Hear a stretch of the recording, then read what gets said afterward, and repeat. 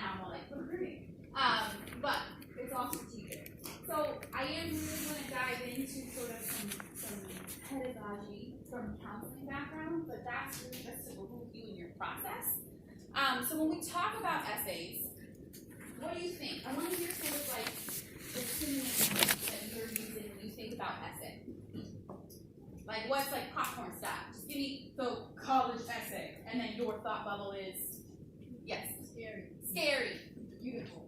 Okay. I don't think it's beautiful, but I feel like it has to be beautiful. Oh, got you. Okay, so scary has to be beautiful. Yes. Specific. Okay, what else? Come on, we're on a roll like popcorn. Yes. Individuality, okay. Original. Broad. Personal. You're gonna say that? You want to kind of double click and give me another word?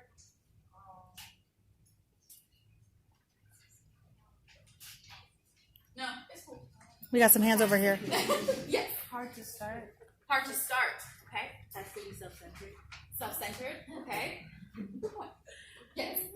Like once in a lifetime, like little summary. Once in a lifetime summary. Okay. Someone had a hand here. Yes. Detail. Personalized, but also professional. Personal and professional. Front page cover of a what? Upcoming news magazine. Of an upcoming news magazine. Wow. This is so speech. I saw that. I was there with you. Emotional. Okay. Yes. Exaggerated. Oh, everyone felt that. Can we pause? Can we try double quick? Why did everyone feel that? Exaggerated. Yeah. You have to be vulnerable.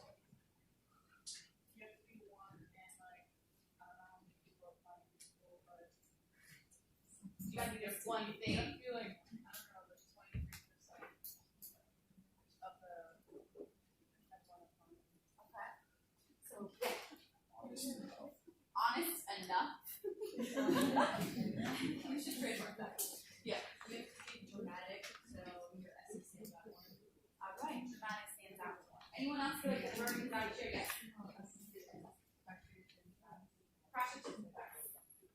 You're kind of like telling a story.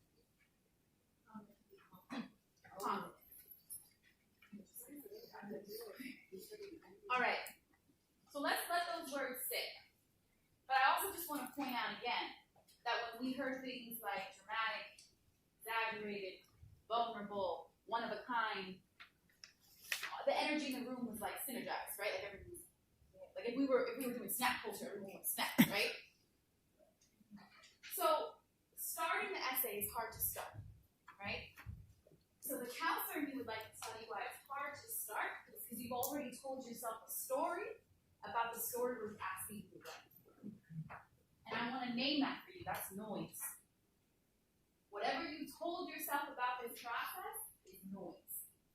It's the wrong story, right? It's associated with all this negative emotions. When you have negative emotions in here, creativity stops. There is no space, right? If you've already told your story, I gotta be one of a kind. There's like 5,000 applicants, and my one story has to make a difference. I gotta exaggerate. I gotta go through some life trauma. I gotta prove that I started a nonprofit organization 5 years old, right? Like, my lemonade stand tripled now. I'm trading stock market for my lemonade stand, right? Like, these are all the things that you think you have to provide about, right? So I want to ask you, where does that story come from? We all have that, right? So this is the theory of the single narrative. Double click on that later. Google that. Dope TED Talk. But the single narrative, right? This one understanding that we have of this complicated process. Where did you hear that from? Like, why is this the story you're telling yourself about your essay? Where did that come from? Yes. Someone who went through this process already. Someone who went through the process already. And what did they tell you? That's tough. That's tough. All right. What else? What other source of information did you create the story with?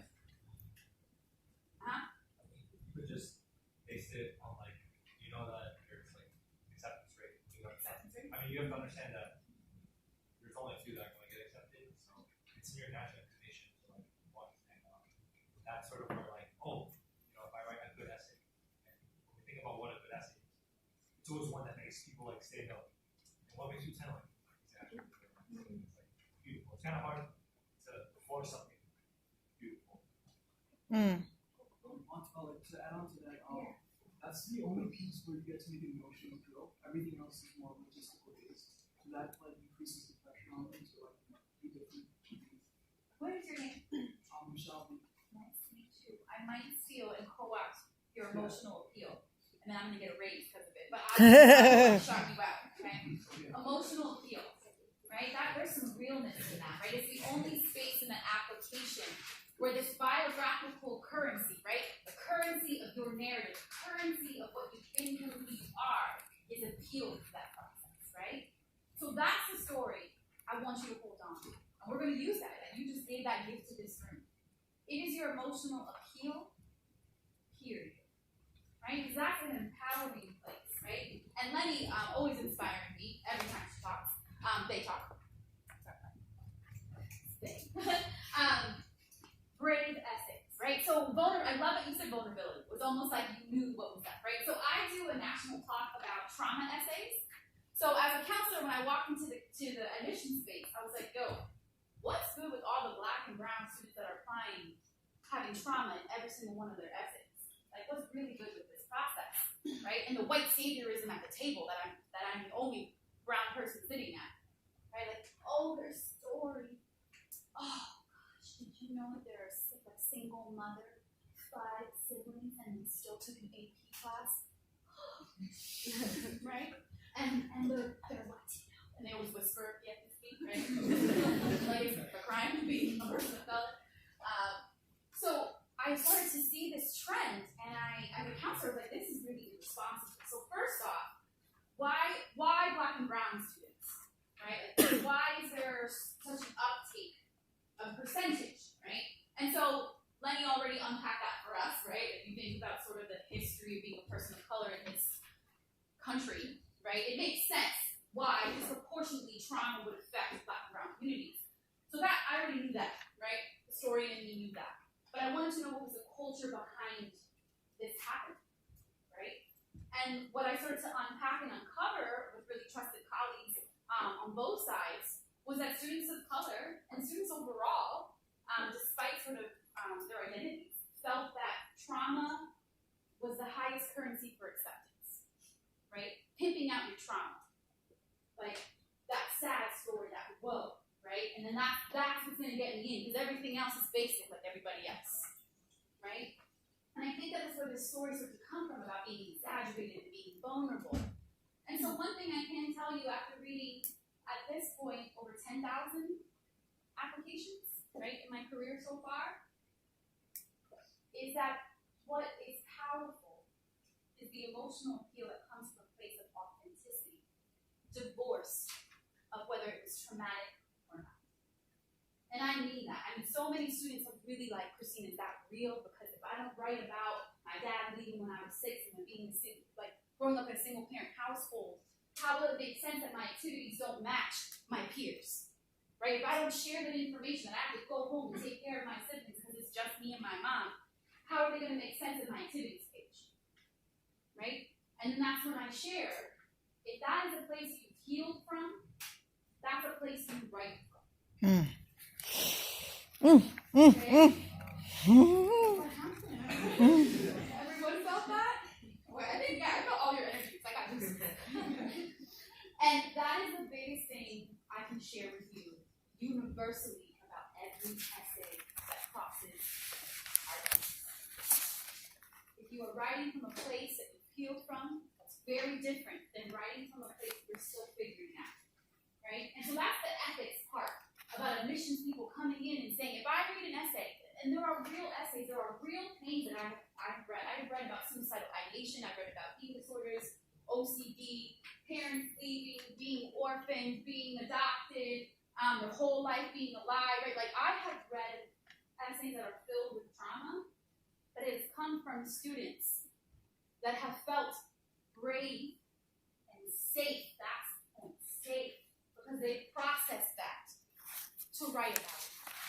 When that process starts to feel dangerous, when you feel like you haven't even processed it, you haven't even touched upon healing, you're writing about it for someone else to grant you access to a space. that's when you start to feel like you get that trauma. That's when you start to feel triggered, harmed by this process, right? So the universal thing is emotional appeal based on your own experience, your own place. So I have read essays, right? And when people that's always a question I get. Cristina, what have been some of your favorite essays, right? You want to know that, because then you're like, I about that. But you can't, because there's so many different, right? So I'd love to give two of the most dichotomous examples, right? So one of my favorite essays, and it's all going to make sense. That's like, it's going to participate in the stereotype you already have about essays, right? But she wrote about her mother having a drug addiction, so her mother wasn't really involved with her life, but her grandmother started to raise her. And every night her grandmother would braid her hair. And whenever her grandmother was braiding her hair, she would think about suturing because she wanted to become a surgeon. And so she learned how to cornrow because she felt that it would make her learn how to be a better surgeon. With tenderness, with care, with precision, and with the legacy of her ancestors. As she sutured up a body, her hair was put back together for her spirit. Dope, right? Like, I remember reading that and like getting up from my desk, like, oh my God. And then I'm like, oh shit, I gotta like research how to cornrow. That's my people, right? Like I had so many different things come to me. I went out and I realized that everyone in my office was white, and then I had to explain cornrows. But it was a moment for all of us all to learn. And everyone in that room was moved, right? Everyone, even my colleague who doesn't know what cornrow means, moved. That illustration, her taking something that was from her own lived experience and then her dream and combining it, right? But you want to know what my second most favorite essay was? About a trip to McDonald's with a coupon. Right? So there I am reading, and I'm like, McDonald's? Okay, I'm gonna leave it, right? We're talking until he walks us through his essay, and he's like, I'm walking, I come out of school, I got a coupon. So he walks me through his whole day at high school. He was like, study lab. All I'm thinking about is leaving school, go do something, flirting on time, right? Like, gym, flirting on the way. Like someone pops off to him in the hallway. That's cool when they make flirty too. Like he just wants to leave school to go use his coupon to get him in flirty. He stands in line, I'm with him. I feel like I'm with him in line. He gets to the front and he's like, here's my coupon. And homegirl's like, oh, bro, this is expired. Oh.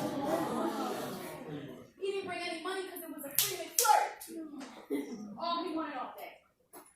No McFlirt. And so he says that he wants to learn sort of about consumerism and the psychology of marketing. Because why would a McFlurry get him through an entire day? What? Like, what?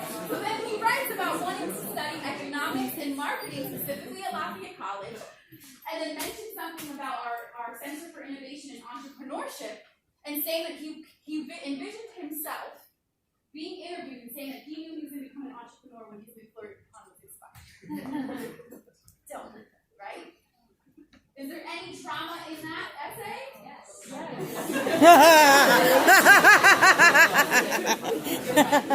You're right. Trauma is on the spectrum. Yes. It's a little T trauma. It's a little. Right. You had a hand. Yes. What did you have? No idea what you want to do. Right. So both of those examples, they knew what they wanted to do, right? So I can give you an example of another essay of someone writing the essay about having to write the essay.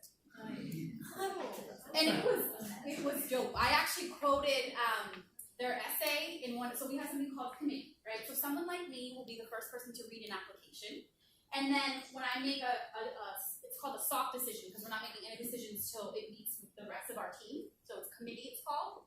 So I made a soft decision, and then I presented their essay to my committee, and everyone was floored, and I was quoting that essay. So they wrote the essay about having to write the essay, and how K through 12, you're taught to memorize things, regurgitate information, and just sort of be a vessel of information that's been given to you instead of producing original information, right? So I have to write this essay when nothing in me is original, when I don't even know what I want to do. How am I supposed to know what I want to do at 17 for the rest of my life? And then they made a joke like, the 5 adults that I do know, they're on their 10th job, right?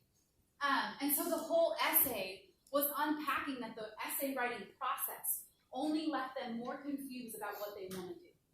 and that they hoped in college it would be where they unpacked all that information that was stored inside them and started to produce their own, but they don't know what that calling is, and they hope college is the answer to that. Dope essay.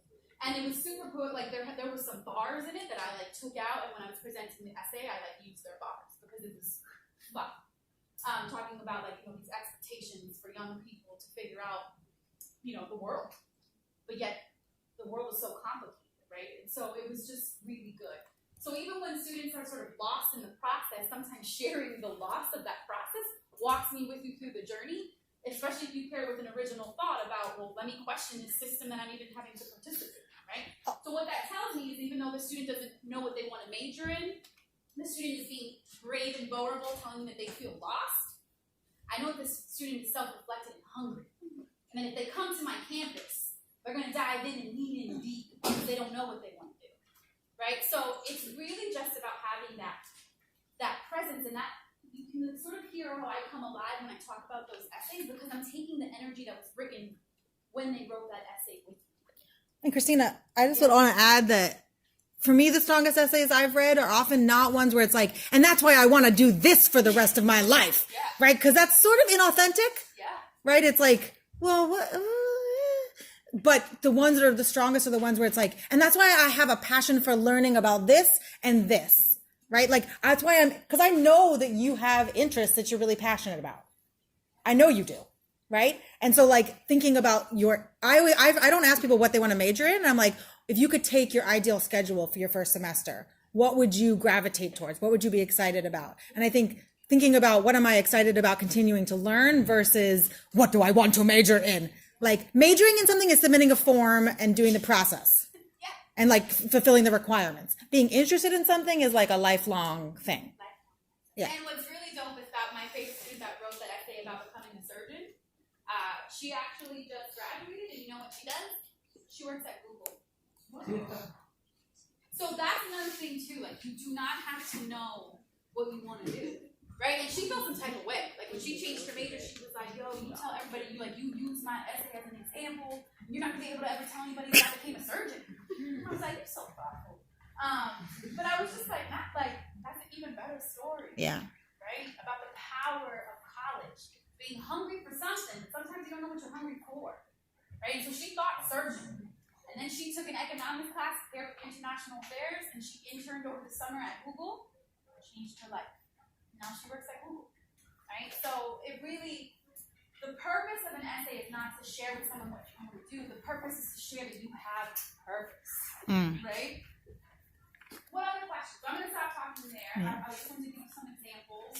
And really my goal, like I know this is an overwhelming process, but I want to just be a reminder in your ear that the place that you start writing from matters. Right? So all that noise, all those stories you're telling yourself about not being good enough, not having something special, not being original enough, it's noise, it's lies. And until you silence that, this process is not going to be as fun as it can be actually really fun if you silence the noise. And then you have a really dope handout about brain questions.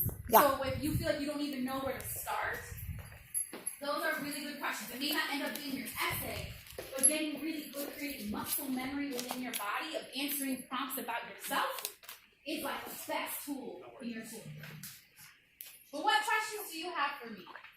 Right? And we have time for 2 questions because I went long. I'm gonna go shorter next time. But we have to have the next group come in. Yeah.